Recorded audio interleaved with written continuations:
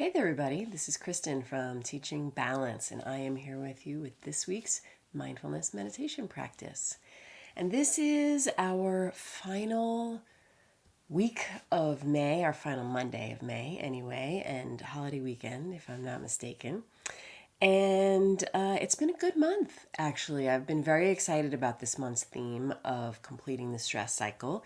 Super quick recap. And I might have to look at my notes. We did start out with the whole physical activity, which also can include just the clenching and releasing. We talked about deep breathing and doing those inhale for 10, hold for 10, exhale. What's the 5?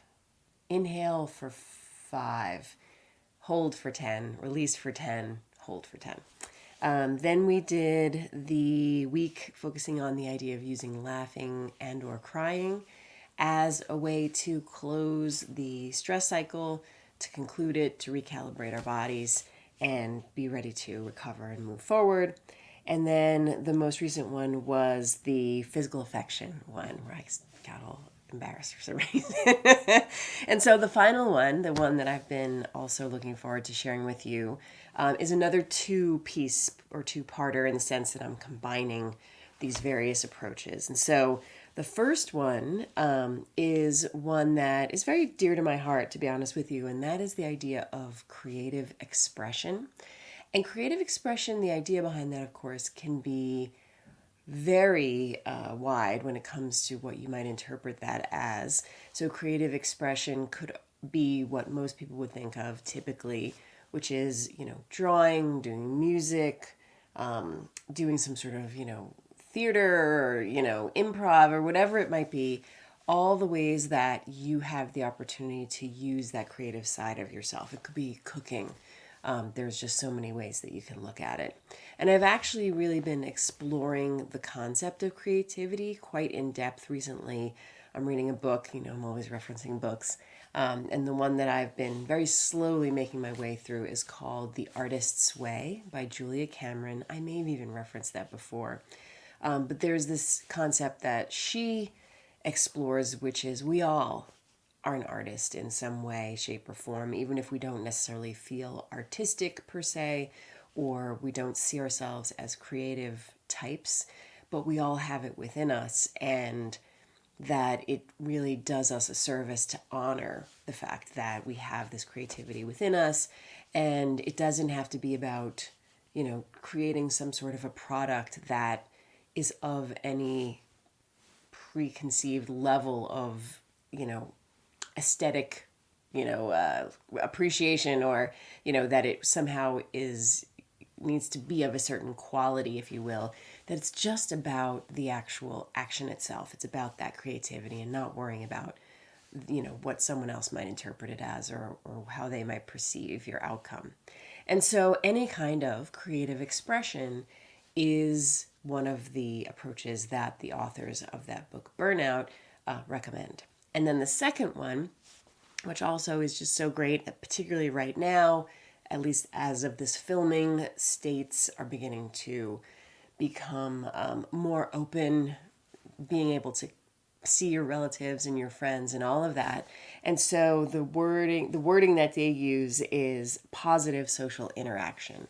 So even if it's taking that walk with that very close friend and talking, masks or no masks, wherever you are, whatever the preferences and the regulations are, of course, but the idea of connecting with other people.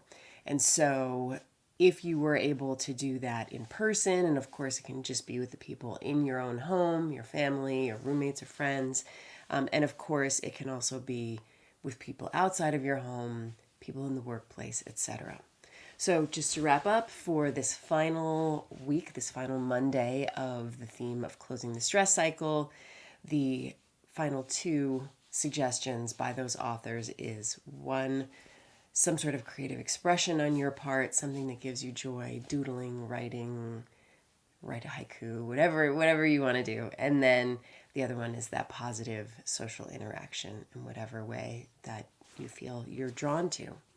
So that's not going to really impact our practice, but what I would like to do is, for this one, try to do a little bit less talking, and then when we go into our next month, I might do a little bit more working and integrating things in. So let's do this.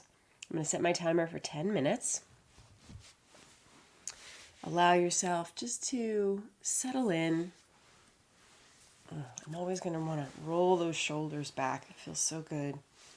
Open up the chest, the heart center, which is very useful for those opening, deeper breaths. So if you have not begun already, please go ahead and take a few of those long, slow, deep belly breaths.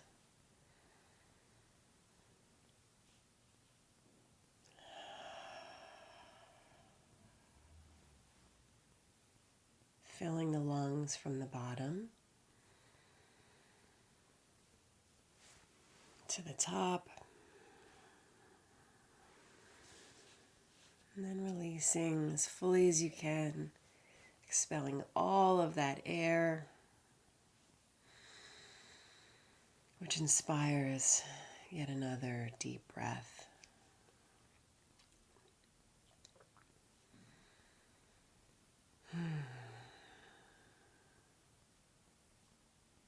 And sitting in whatever upright posture feels appropriate for you. If today's meditation you find yourself in an alternative posture, that is just fine. I've actually been doing a lot of my morning meditations laying down in bed lately. I'm not sure why, but I think it's useful when you're feeling drawn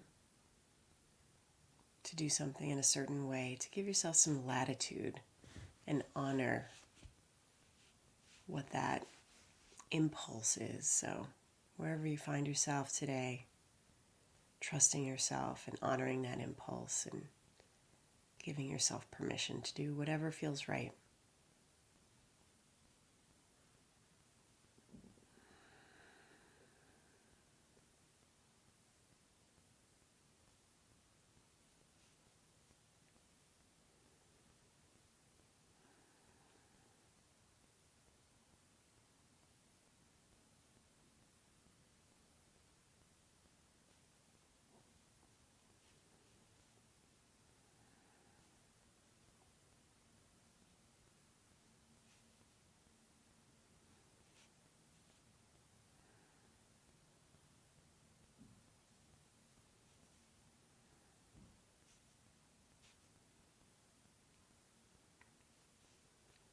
If you find that right out of the gate you really are having a lot of busy thoughts,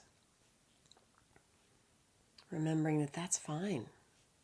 You're just noticing that your mind is a little busy today, or however it may be. And you're just noticing. And I also really like to take a very close look at what are these thoughts. Do they tend to be circling around a particular idea or subject or image? And just really see it for what it is, not judging the fact that it's happening, not going down the path of telling yourself the story of whatever might be related to that. You just see it. And if it's helpful in your mind, you can just say to yourself, thinking. Then you just pivot back to whatever anchor you've chosen to rest your awareness on. And that could be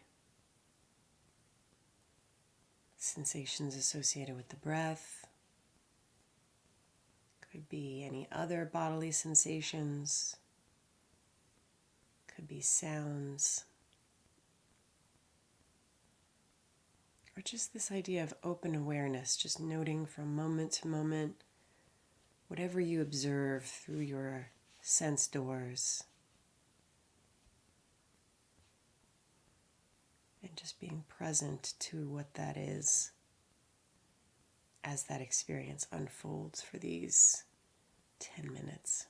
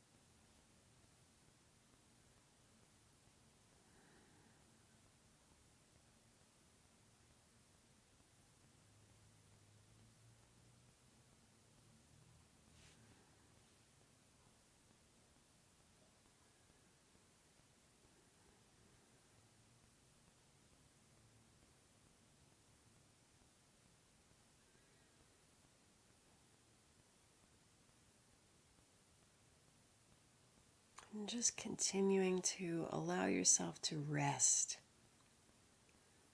in this present moment.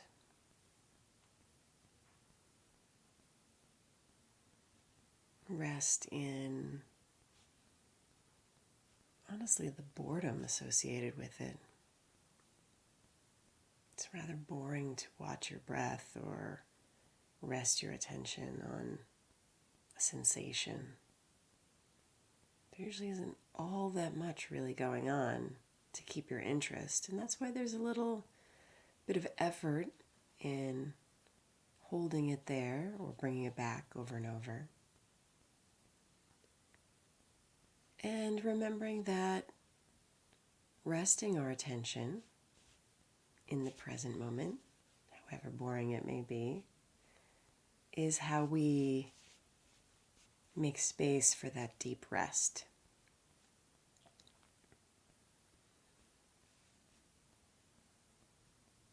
Our minds race all day long, anticipating, reflecting, evaluating. And we're just making the choice when our mind starts to go there to let it go and shift and bring it back to just noticing these very simple sensory experiences.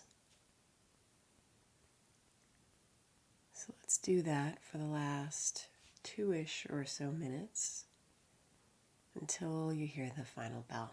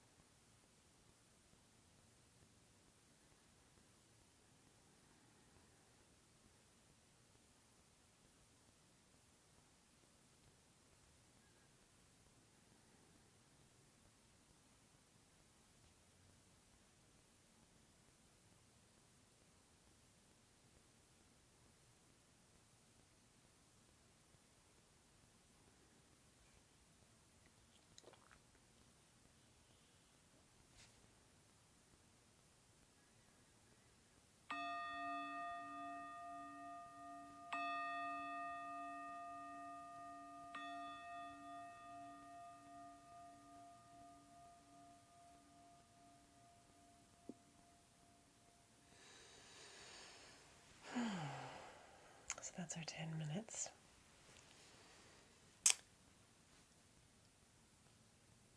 I really enjoyed this month. I really enjoyed this theme.